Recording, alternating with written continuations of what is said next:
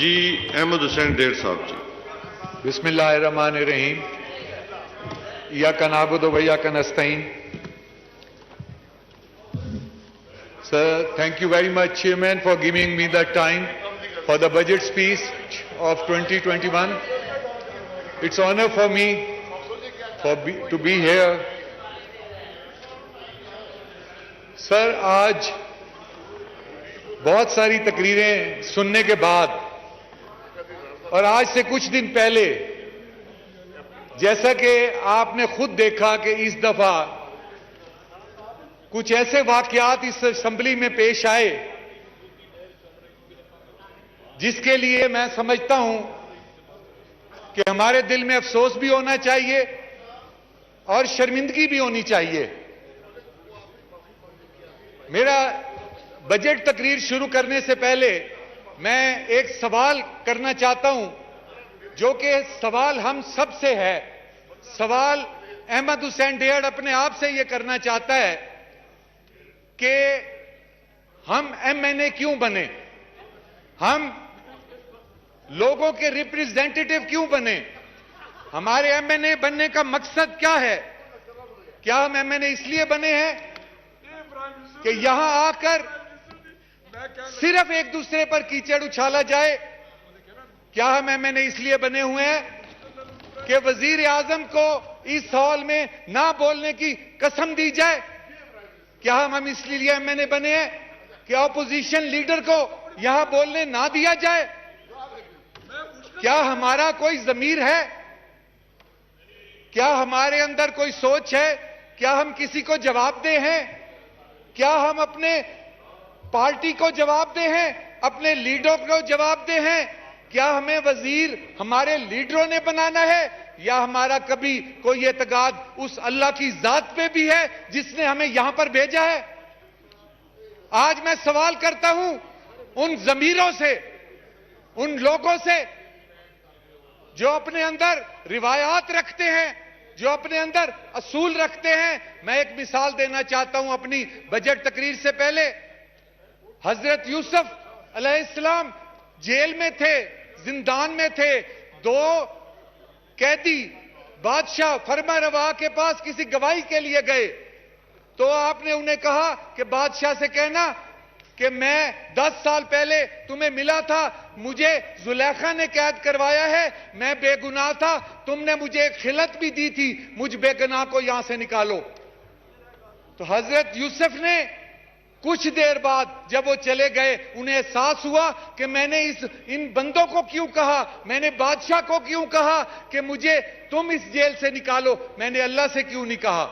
پوری رات گریہ وزاری کرتے رہے, عاجزی کرتے رہے. صبح کو فرشتہ نازل ہوا, فرشتے نے کہا اللہ نے آپ کی گریہ وزاری مان لی ہے, عاجزی مان لی ہے, اب پہلے آپ کو 1 سال بعد رہا کیا جانا تھا, آج 7 سال بعد رہا کیا جائے گا. اللہ نے اپنے نبیوں کو معاف نہیں کیا. ہم کہتے ہیں ہمارے یہ قائد ہمیں وزیر بنائیں گے, ہمارے یہ قائد جن کی ہم خوشامد کر لیں یہی ہمارے سب کچھ ہیں.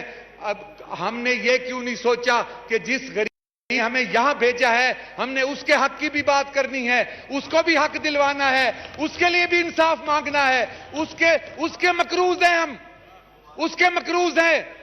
آج ہم ایک دوسرے کو زخمی کر رہے ہیں, آج ہم ایک دوسرے پہ آوازیں کس رہے ہیں. ہم ایک تقریر کرتا ہے دوسرا جواب دیتا ہے, ایک دوسرے کو جواب دے رہے ہیں. اس غریب کا کیا بنے گا جو وہاں بیٹھا ہوا ظلم برداشت کر رہا ہے, مہنگائی برداشت کر رہا ہے اور وہ بے چین ہے. آج میں یہ بتانا چاہتا ہوں کہ ایک وہ شخص ہے جس نے اللہ پہ بھروسہ کیا, جس نے سچائی کا ساتھ دیا, جس نے اس سیاست میں جب داخل ہوا تو صرف اس لیے داخل ہوا کہ وہ اللہ پہ بھروسہ کرتا تھا. جب اس نے شروع کیا تو اس کی پارٹی کو ٹانگا پارٹی کہا جاتا تھا. آج وہ عمران خان اس دنیا کا روشن چمکتا ہوا ستارہ بن چکا ہے. آج وہ عمران خان جو السلام علیکم وقت آنے پر کبھی اپنے دوست کو بھی معاف نہیں کرتا, سچائی کے راستے میں ڈٹ جاتا ہے, ایسا لیڈر ہمیں بار بار نہیں ملنے والا. میں اپنے بجٹ تقریب پر پہنچنے سے پہلے یہ کہنا چاہتا ہوں کہ غربت کی کمی کے لیے اس دفعہ جو جامع پلان دیا گیا ہے، غربت سے نکالنے کے لیے جو اقدامات عمران خان نے دیے ہیں، میں کہتا ہوں سیئنگ از بلیونگ، اور آپ دیکھیں گے کہ اس دفعہ کتنی بہتری ہوتی ہے۔ لنگر خانے کھلے، شٹر ہومز کھلے، ہیلتھ کارڈ ملے۔ اور میں ایک اور واقعہ آپ کو سنانا چاہتا ہوں۔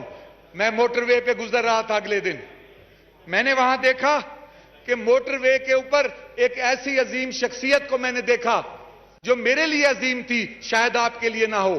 میں نے دیکھا ایک عظیم شخصیت ایسی تھی جو وہاں سب سے زیادہ محنت کر رہی ہے، لیکن وہ سب سے زیادہ محنت کر رہا ہے، لیکن اس کو بارش آ جائے، دھوپ میں بیٹھنے کے لیے کمرہ میسر نہیں ہے۔ وہ ہے وہاں پہ موٹر وے کے جو راستے میں رکنے کی جگہ آتی ہے، اس کے اوپر جو باتھ روم صاف کرنے والا بندہ ہے، اس کے لیے وہاں بیٹھنے کے لیے کمرہ نہیں ہے۔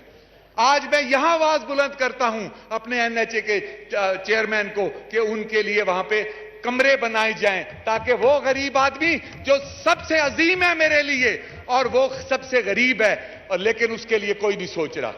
سر، میں غریب کے اوپر بات آئی تو آپ کو یہ بھی بتانا چاہتا ہوں کہ اس وقت جو اسمبلی میں یہاں کھڑے ہیں، جو صبح سے لے کے رات تک ڈیوٹی دے رہے ہیں، پاکستان کی تاریخ میں ایک ایسا عظیم سپیکر آیا تھا جس نے انہیں 5% ان کو وہ دیا تھا، کیا ہوتا ہے جی، ان کو 5% انہوں نے انکریمنٹ دیے تھے۔ میں آپ کو یہ پانچ انکریمنٹ دیے تھے، میں آپ سے اپیل کرتا ہوں کہ انہیں 5 انکریمنٹ دیں۔ وہ ایک بندہ گیا کسی کے پاس، تو ڈی سی کے پاس، تو ڈی سی کو اس نے کہا کہ مجھے توپ کا لائسنس دو۔ اس نے کہا توپ کا لائسنس تو میں دے ہی نہیں سکتا۔ اس نے کہا مجھے پتا ہے تم نے پستول کا دینا ہے، اسی لیے توپ کا مانگ رہا ہوں۔ آپ ان کو 5 انکریمنٹ دیجئے گا، آپ 2 نہ کیجئے گا، کیونکہ غریبوں کے حق کے لیے ہمارے ہمیشہ اصول آگے آ جاتے ہیں۔ سر، یہ بجٹ میرے لیے خوشی کا وہ لمحہ ہے جو اندھیرے دور کرنے والا بجٹ ہے، غریب کے لیے امید کی کرن ہے، نا امیدی اور مایوسی میں امید روشن صبح میں بدل رہا ہے۔ یہ وہ عمران خان ہے جس نے 1992 میں ورلڈ کپ میں جتوا کر ہمارا سر فخر سے بلند کیا۔ آج اس نے جو بجٹ دیا ہے، اب یہ غریب کو ابھی سر فخر سے بلند کرے گا۔ یہ میں آج آپ کو دعوے سے کہتا ہوں، اس غریب دوست بجٹ پر میں اس کے سب سے زیادہ جس کی اس میں محنت ہے، ہمارے شوکت ترین صاحب، میں انہیں سلام پیش کرتا ہوں، ان کے جذبے کو اور ان کی محنت کو سلام پیش کرتا ہوں۔ سر، اس بجٹ میں ایکسپورٹس 25 بلین ڈالر تک بڑھ گئے، ریمیٹنس 29 ارب ڈالر پر جا پہنچے، کرنٹ اکاؤنٹ ڈیفیسٹ 20,000 ارب سے کرنٹ اکاؤنٹ سرپلس میں 800 ملین میں بدل گیا، سٹاک ایکسچینج 48,000 کی تاریخی سطح پر پہنچ گئی، 20% اضافہ جو ماضی میں ٹیکس کلیکشن پر 20%، پہلے 5% اضافہ تھا، اب 20% اضافہ ہو گیا ہے، اور ڈالر جو پچھلی حکومت کے آنے کے بعد لگ رہا تھا کہ 170 سے یہ 200 تک جائے گا، اب یہ 150 کی طرف پہنچ رہا ہے۔ میں سرکاری ملازمین کی تنخواہ کی بات کرنا چاہتا ہوں، 25% اسپیشل الاؤنس اور 10% بجٹ اضافے کے ساتھ 35% کا تحفہ گورنمنٹ نے دیا ہے۔ پاکستان میں پیٹرول سب سے سستا بک رہا ہے، سابقہ حکومت کے دور میں 56% اس کے اوپر سیلز ٹیکس کی شرح تھی، آج 17% ہے۔ IMF پہلی دفعہ اعتماد کے ساتھ واپس چلا گیا ہے کہ عمران خان کے اقدامات پہ اسے اعتماد ہے۔ LNG اور IPPs کے جو معاہدے ہوئے ہیں، ان معاہدوں کو از سر نو لے کر اس ملک کے غریب پر عمران خان نے احسان کیا ہے۔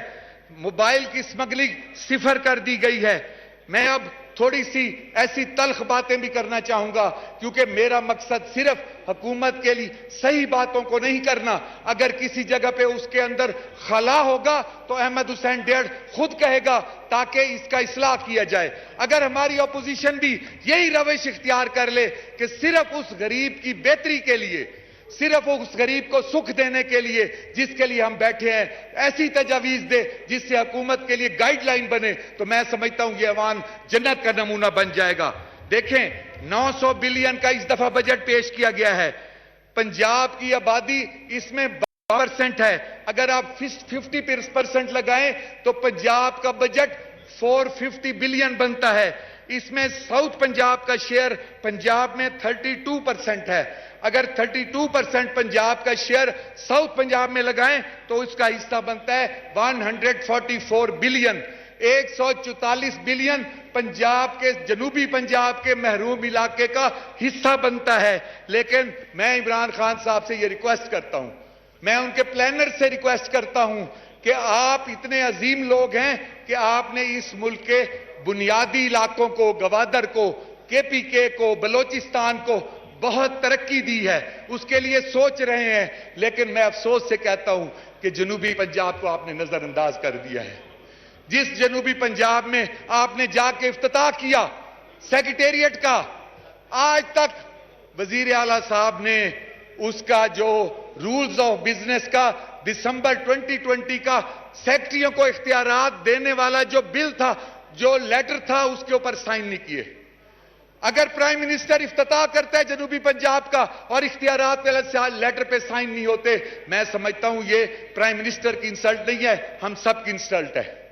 और जनूबी पंजाब को 144 बिलियन का जो शेयर दिया जाना था, मैं अफसोस के साथ कह रहा हूं कि 144 बिलियन की बजाय इस बजट में पीएसटी में सिर्फ 33 बिलियन दिया गया है, जिसमें 10 बिलियन ऑनगोइंग स्कीम्स और 9 बिलियन ऑनगोइंग न्यू स्कीम्स और 13 बिलियन ऑनगोइंग स्कीम्स। मैं ये अपील करता हूं इमरान खान के साथ कि आप सबको इंसाफ देते हैं, खुदा के लिए जनूबी पंजाब को भी इंसाफ दें। केपीके के लिए बहुत अच्छा काम किया गया है। 243 बिलियन के मंसूबे ऑनगोइंग और प्लस न्यू स्कीम्स के दिए गए हैं। सिंध में 110 बिलियन के मंसूबे दिए गए हैं, लेकिन जनूबी पंजाब में 33 बिलियन, और यहां तक कि इस्लामाबाद में 51 बिलियन के मंसूबे दिए गए हैं। बलोचिस्तान एजेके में भी बहुत अच्छे मंसूबे दिए गए हैं। मुल्तान कोयटा मोटरवे का इस दफा नहीं कोई फंड दिया गया, मैं उसकी तवज्जो आपकी तरफ दिलाना चाहता हूं। और एक बहुत इंपॉर्टेंट मसला जनूबी पंजाब का, सर जनूबी पंजाब को इग्नोर ना करें। मैं अफसोस के साथ ये कहता हूं कि सी पैक जो बन रहा है, इसमें मुल्तान को टोटली इग्नोर कर दिया गया है।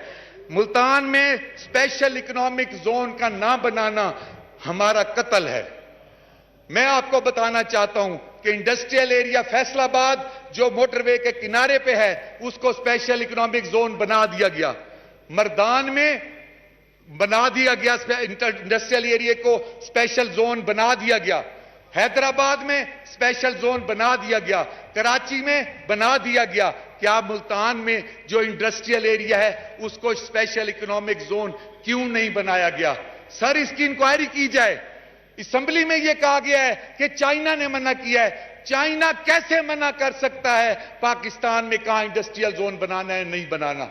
और ये जो सवाल का मुझे जवाब मिला है, मैं ये हमारी इंसल्ट हुई है और इसके मैं तरीके इस्तेमाल भी इसके लिए पेश करूंगा।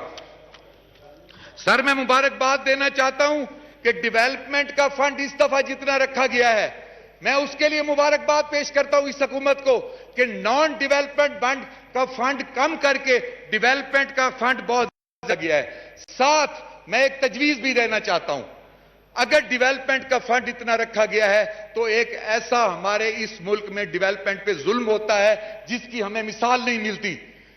हमारे डेवलपमेंट का पैसा ये ब्यूरोक्रेसी 70% कमीशन में खा जाती है और 30% काम होता है।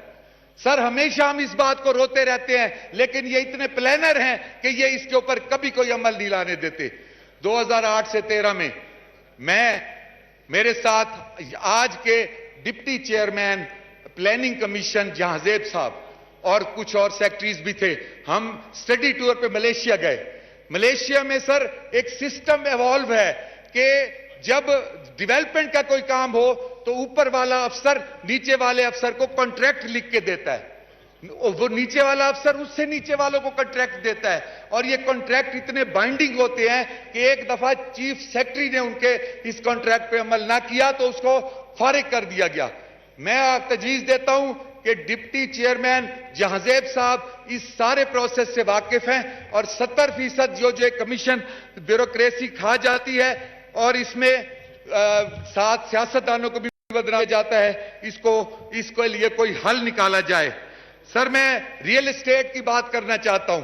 ایک ظلم ہو رہا ہے غریبوں کے ساتھ کہ عمران خان نے ریئل اسٹیٹ کا ایک پیکج دیا ہے، اس پیکج میں جو کمرشل بن رہی ہیں 3-4 بلڈنگز، اس کے اوپر کمرشل فیس ختم کر دی گئی ہے، اور جہاں کمرشل فیس لی جا رہی ہے وہاں 3 سال کے لیے قسطیں بنا دی گئی ہیں۔ سر پورے پاکستان کے لیے یہ قانون ہے، لیکن یہ قانون صرف اور صرف لاہور میں عمل درآمد ہو رہا ہے، پورے پاکستان میں نہیں ہو رہا۔ عمل درآمد کے لیے کوئی اس کی اسکیم کرے۔ اس کے بعد ایک اور ظلم ہو رہا ہے، جو بڑی کالونیاں ہیں، بڑی کالونیاں جو بنتی ہیں اس میں لوگوں کے ساتھ یہ ظلم ہوتا ہے کہ ان سے پلاٹ اگر وہ قسطوں میں ذرا لیٹ کر دے ان کے اوپر لاکھوں روپے جرمانے کر دیے جاتے ہیں، پھر ان جرمانوں پہ کوئی ٹیکس بھی نہیں دیا جاتا۔ یہ بڑی کالونیوں والے قبضہ نہیں دیتے پلاٹ کا قبضہ 10 سال میں دیتے ہیں، 3 سال کی قسطوں میں اگر وہ قسط لیٹ ہو جائے اس کا جرمانہ لے لیتے ہیں۔ سر ایسی سی پی کہاں سو رہا ہے؟ یہ بجلی کے بل جو ہیں، بجلی کے وابڈہ کے، اس کے سارے کچھ یہ کھا جاتے ہیں، وابڈہ کو بھی اس کا کچھ نہیں دیتے۔ اور اس کے علاوہ میں سمجھتا ہوں ایسی سی پی کو ان چیزوں پہ نظر رکھنی چاہیے۔ اور دوسری بات سر کہ میں یہ کرنا چاہتا ہوں کہ آئی ٹی سیکٹر پر جو بہت امپورٹنٹ ایشو ہے، سر 2000 میں $1 بلین انڈیا نے آئی ٹی ایکسپورٹ کیا، 2010 میں $100 بلین ایکسپورٹ کیا۔ شوکت ترین صاحب نے اپنی تقریر میں کہا کہ ہم $50 بلین پر آنے کے لیے 1 بلین پہ تھا، ہماری حکومت آنے کے بعد ہم $2 بلین پہ آ گئے ہیں۔ انہوں نے کہا چند سالوں میں ہم $50 بلین تک پہنچنے کی کوشش کریں گے۔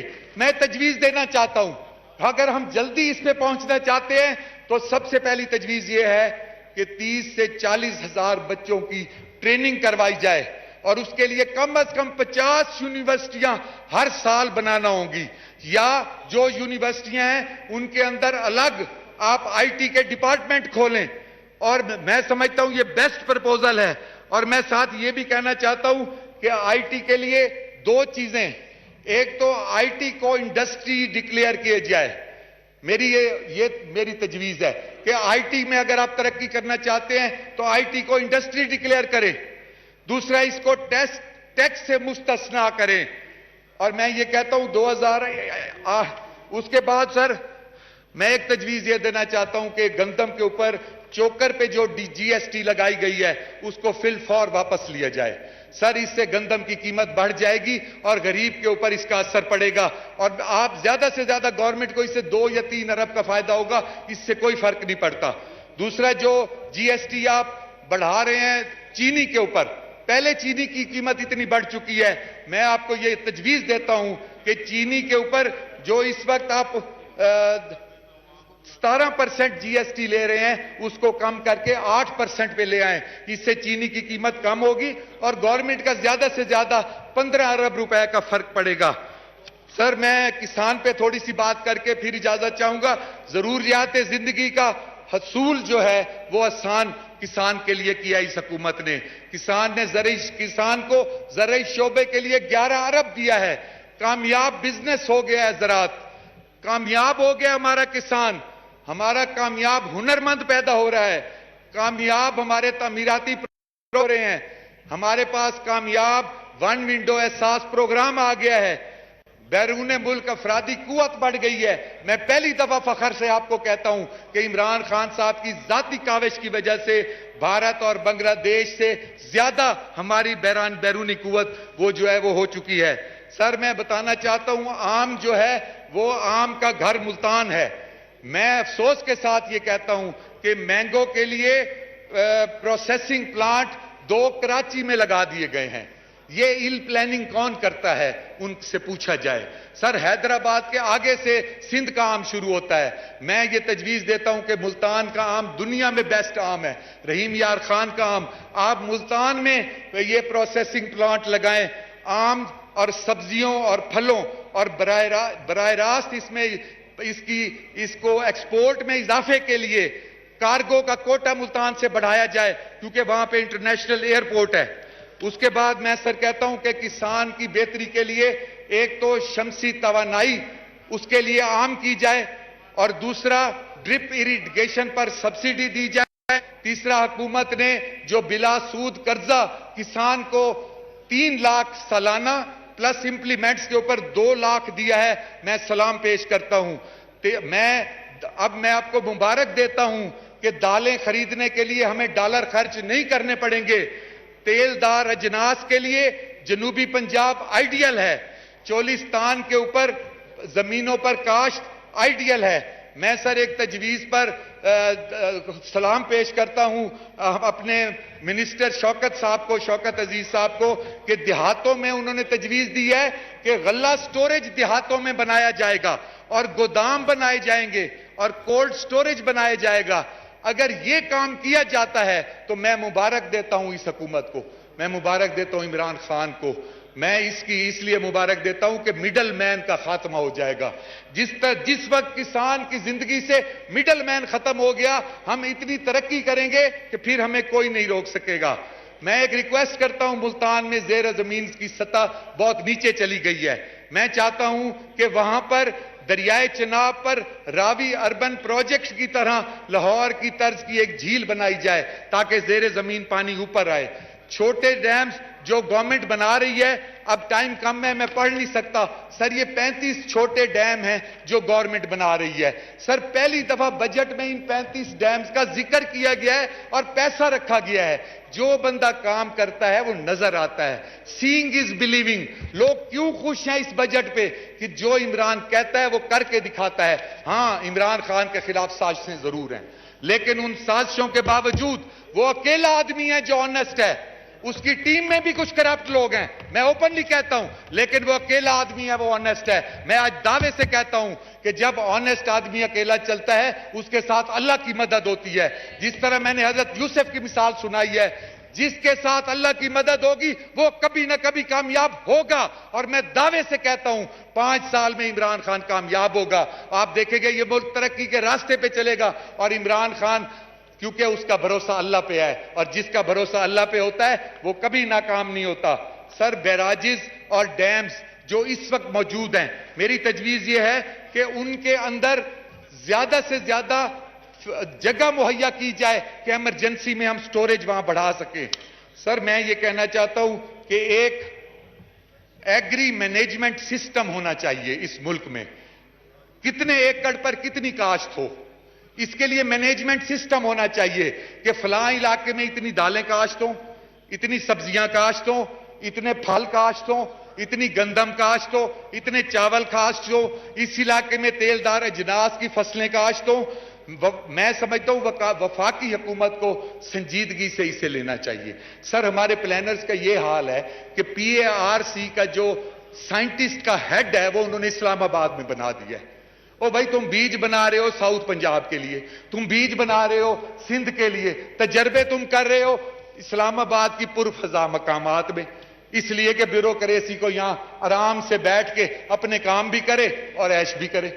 ان کو ادھر لے جائیں ان علاقوں میں، ان کو وہاں چولستان میں لے جائیں، وہاں جا کے یہ بیج بنائیں، یہ ملتان میں جا کے بیج بنائیں، یہ رحیم یار خان میں صادقہ ماد میں جا کے تجربے کریں اور بیج بنائیں. دوسری بات یہ کرنا چاہتا ہوں سر کہ پریکٹیکل ارینجمنٹس اس بجٹ میں کرنے کی بہت ضرورت ہے اور اس کے لیے گندم، چاول، چینی، دالیں اور خوردنی تیل پر پالیسی بہت ضروری ہے. دوسرا سر میں یہ کہنا چاہتا ہوں کہ آئل ایکسپلوریشن جو اس ملک میں ہوتی ہے میں اس پہ مطمئن نہیں ہوں. یہ پرانے طریقے ہیں، پرانے طریقوں سے آئل ایکسپلور کیا جا رہا ہے، اسی لیے ہماری بدنصیبی ہے آج تک ہم کوئی اس کے لیے خاطر خواہ کامیابی نہیں لا سکتے. میں یہ کہتا ہوں کہ اس کے لیے موسٹ ماڈرن ٹیکنیکس جو ہے نا ان کو اپنایا جائے اور ہمارے گیس کے reserves they are drying up. ہماری oil resources they are going down. We have to think about them. We have to make the policies. اور ہمیں یہ انشور کرنا ہوگا کہ ہم ماڈرن ٹیکنالوجی کی طرف جائیں اور ماڈرن ٹیکنالوجی پہ کام کریں. سر 75 سال میں بدنصیبی یہ ہے کہ 1,10,000 بیرل ہم صرف نکال چکے ہیں. اور اگر ہماری پالیسی صحیح ہو تو ہمیں انسینٹیو دینا چاہیے لوگوں کو, ہمیں کمپنیز کو, پرائیویٹ کمپنیز کو انسینٹیو دینے چاہیے. دوسرا سر میں یہ کہنا چاہتا ہوں کہ پیسٹی سائیڈ اور فرٹیلائزر پہ بات کرنا چاہتا ہوں کہ سر پیسٹی سائیڈ اور فرٹیلائزر میں زمین کی ساخت کے مطابق ہمارے ہاں جو ڈی اے پی استعمال کی جاتی ہے سر, ہماری زمین کی ساخت جو ہے وہ 7.5 کی جو فاسفیٹ ہے 7.5 سے اگر زیادہ ہوگی تو ہماری زمین ناکارہ ہو جائے گی. اور ہم جو ڈی اے پی باہر سے منگوا کے استعمال کرتے ہیں اس سے یہ 8 سے 9 پہ چلی جاتی ہے, اور جو وہ جب ہم اسے استعمال کرتے ہیں وہ 5% لگتی ہے بیج کو, اس لیے ڈی اے پی فیل ہے. اور یہ ہمیں اس لیے نہیں بتاتے یہ جو ماہرین ہیں, کیونکہ ان میں ان کے کمیشن انوالو ہیں. اس کے بدلے میں ہم اپنی کھاد جو بناتے ہیں, فاسفیٹ کھادیں جو ہیں, وہ سب سے زیادہ فائدہ مند ہے. اور میں یہ بتانا چاہتا ہوں کہ کپاس کی فصل کیوں تباہ ہوئی. 2004 میں ہم نے 1.5 کروڑ گانٹھیں تب ہم نے برآمد کی تھیں, اور کپاس کی ایکسپورٹ کرتا تھا پاکستان. سر کپاس ہماری ریڑھ کی ہڈی ہے. کپاس کی تباہی سے جنوبی پنجاب پہ اثر پڑ گیا. سر انڈسٹری کا پہیہ جام ہوگا, زراعت کا پہیہ جام ہوگا تو انڈسٹری کا پہیہ بھی جام ہوگا. زرعی ملک ہونے کے باوجود سر سابقہ حکومت نے, میں معذرت کے ساتھ کہوں گا, اس کے اوپر کارکردگی نہیں دکھائی. 240 ارب روپے خوردنی تیل امپورٹ کیا جاتا ہے سر. 40 ارب کی صوبے دالیں جو ہیں وہ امپورٹ کی جاتی ہیں. 90 ارب کا پھل امپورٹ کیا جاتا ہے. کپاس اور چاول سے سر پچھلے 5 سالوں میں تجارتی خسارہ 12 سے 24% ہو گیا ہے سر. یہ ہمارے لیے سر شرم کی بات ہے, اور اس کے لیے ہمیں ایسی پالیسیز بنانی چاہیے جس سے ہمیں یہ انشور کریں ہم کہ ہم جو ہے اس میں زیادہ سے زیادہ ہم فائدہ اٹھائیں گے. تو سر میں آخر میں آپ کو یہ کہنا چاہتا ہوں, اپنے دوستوں کو یہ دعوت فکر دینا چاہتا ہوں کہ میں نے اپنے علاقے میں ایک مشن بنایا ہے کہ غریب کے لیے اپنی زندگی وقف کر دینی ہے. میں نے اپنے قائد عمران خان, جس کو میں ارتگل کہتا ہوں, بہت سارے لوگ اس پہ اعتراض بھی کرتے ہیں, لیکن میں یہ کہنا چاہتا ہوں کہ جب میں نے وہ ڈرامہ دیکھا تو اس میں یہ تھا کہ وہ اکیلا شخص تھا جو لڑ رہا تھا پوری دنیا سے, پورے عالم ان سے, عیسائیوں سے اور منگولوں سے, اور اس کے بھائی اس کے ساتھ نہیں تھے, اور وہ اکیلا لڑتا رہا, اور آخر اللہ نے اسے کامیاب کیا. آج میں یہ مثال عمران خان کے ساتھ دیتا ہوں. وہ اکیلا آنیسٹ ہے, اس کی ٹیم بھی کبھی اس کا ساتھ چھوڑ جاتی ہے, بڑے بڑے دوست اس کے دل توڑ دیتے ہیں. مجھے بلایا گیا سر, ان دوستوں نے مجھے بلایا کہ آؤ ہمارے پاس آ جاؤ. میں ان کی عزت کرتا تھا, میں ان کے پاس کیوں نہیں گیا. عمران خان نے مجھے ٹکٹ ایسے دیا تھا کہ گیلانی اور بوسن کے مقابلے میں بڑے بڑے لوگ یہاں کے مجھے نہیں دے رہے تھے ٹکٹ. میں نے جا کے دھرنا دے دیا. جب آپ کسی کے پاس دھرنا دیتے ہیں وہ کبھی آپ کو ٹکٹ نہیں دے گا, لیکن عمران خان نے اس احمد حسین ڈیڑھ کو ٹکٹ دیا, اور میں 37,000 کی لیڈ سے بوسن سے جیتا. اور اس کے بعد سر جس دن مجھے بلایا گیا دوسرے گروپ میں نے یہ سوچا کہ جب عمران خان سچا آدمی, میرا ارتگل, مجھے دیکھے گا کہ یہ اس کیمپ میں کھڑا ہے تو اس کا دل ٹوٹ جائے گا. میں اپنے عمران خان کا دل نہیں توڑ سکتا, اور میں اس سچے آدمی کے ساتھ ہوں. اور میں آپ کو یہ بتانا چاہتا ہوں کہ ایسا آپ کو وزیر اعظم نہیں ملے گا جو اپنے دوستوں کو چھوڑ دیتا ہے سچائی کے لیے. اگر آپ اس کو تقریر نہیں کرنے دیں گے, اگر آپ اس کو نہیں بولنے دیں گے, تو میں سمجھتا ہوں یہ ایک جرم ہے, یہ ایک جرم ہے. اور اگر ہم یہ جرم کریں گے تو ہم اپنی نسلوں کے ساتھ, ہم اپنی تاریخ کے ساتھ ایک سچے آدمی کو اس کے راستے سے روک کے یہ ہم جرم کریں گے. ایک سچے آدمی کو چلنے دیں, اس ملک میں ترقی کے راستے کھلنے دیں. سر میں آخری بات کر کے آپ سے اجازت چاہتا ہوں. عمران خان اللہ اکبر اللہ